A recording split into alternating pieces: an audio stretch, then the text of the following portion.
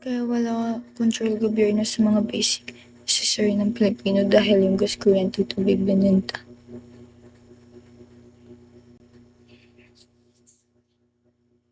Magmano ka sa akin sa Pasko. Sino ba po siya?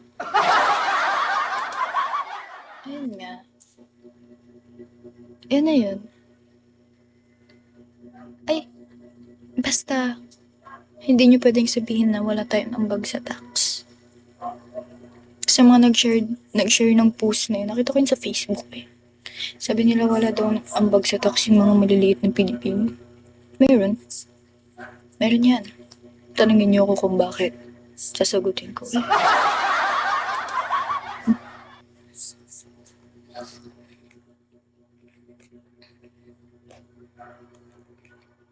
Basta ngayon. Kaya bawal mag-jowa muna ngayon. Kasi meron pa ba sa tax ha? Lahat may ambag sa tax. So, meron.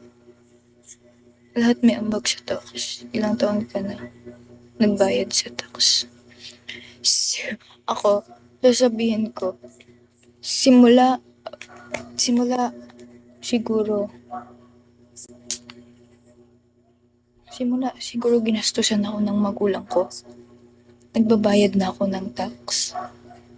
Simula ginastusan ako ng magulang ko, nagbabayad na ako ng tax.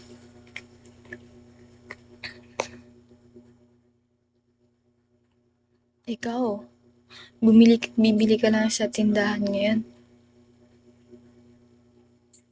May ambag ka sa tax. Hello, good morning.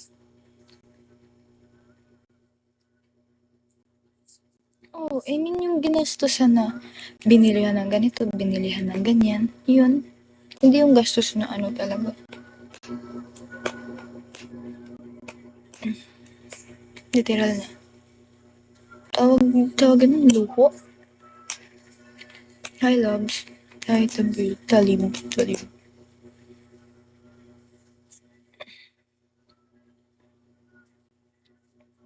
Huwag kayo maging one-sided. Kasi minsan nagiging one-sided kayo eh. Totoo yan. Hi.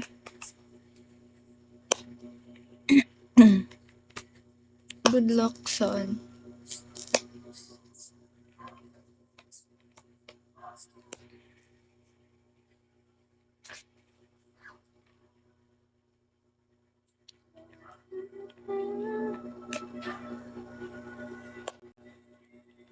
Nagpa-check up sa doktor, nag-ambag ka na sa tax. Bakit hindi? Diba? Every product na hawak ng doktor, binabayaran yun, diba? Binibili yun. So, every product na hawak nila, or every product dito sa Pilipinas, is may tax. Yung tax na yun, dinadagdag nila dun sa product. Syempre, pag hindi nila dinagdag dun, malulugi sila at malulugi. Dinadagdag nila sa product para hindi sila malugi.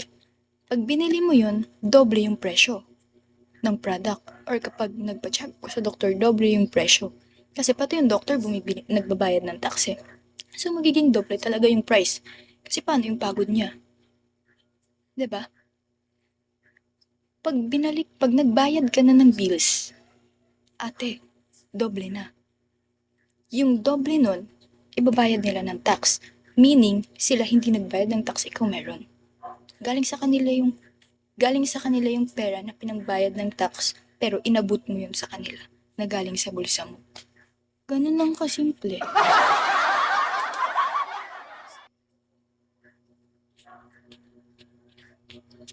Ganun lang yung kasimple. Sobrang simple lang.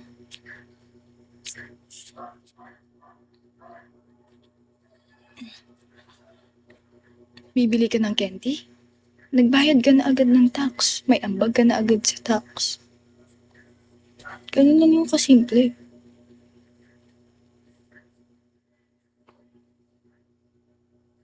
Bakit? Kala nyo yung mga negosyante, yan yung mga nagbabayad mismo ng tax? Magpapalamang? Hindi. Hindi sila magpapalamang. alam nga naman ikaw nagnegosyo ka tapos magpapalugi ka lang din naman. Hindi sana hindi ka na nagnegosyo. 'Di ba?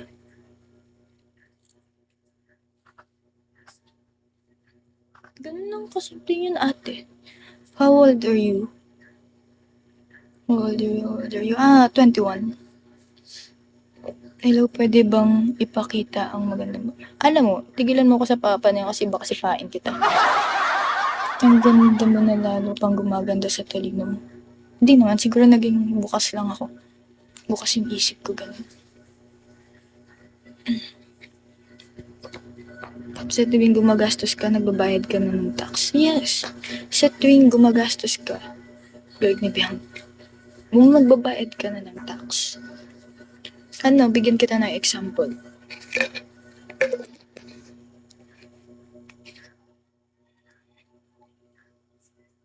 Sabi nga, libre. Pag di na tayo nagbayad ng tax daw kuryente, sabi ng Senado. Sabi nga, libre pag di na tayo nagbayad ng tax daw kuryente, sabi sa Senado. Ano? Normal na magkaroon ng tax.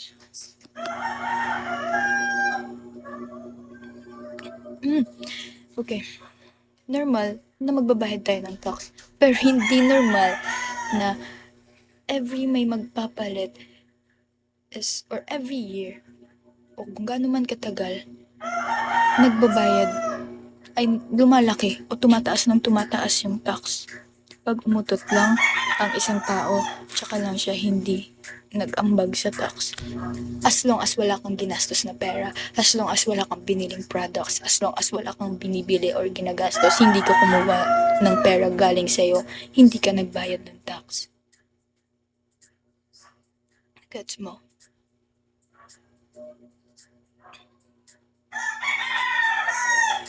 Di pa rin? The reason kung bakit tumataas, ulitin naman natin, dito naman tayo. Ulit-ulitan Academy. Hi, Whisper.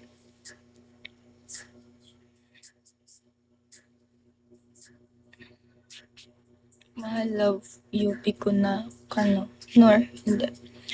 Di ako pikon.